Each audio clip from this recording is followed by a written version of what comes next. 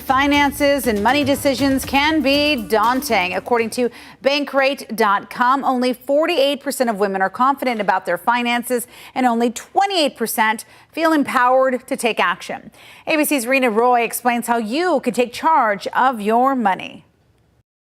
For more than 15 years as a business journalist, Allison Kosick often reported from the New York Stock Exchange. But in her personal life, she wasn't making the financial decisions. I let my husband do all things financial, and that was one of the biggest mistakes of my life, because when the marriage started to go bad, because he handled all the financial stuff, I stayed in the marriage years longer than I should have. The author of What's Up with Women and Money says a lack of confidence led her to avoid taking charge of her finances. When I got through all of that, I realized that there were a lot of women out there who feel the way I felt. Kosick says the biggest mistake women make is simply not getting involved. For instance, a woman who had no idea that her husband didn't have enough life insurance, and when he died, she was left with not as much money as she expected, and she had 2 kids and had to somehow dive back into the career that she once had. She adds that women should have full visibility over their family's finances, including assets, debt, and passwords for investment accounts. And the best place to start your financial literacy journey?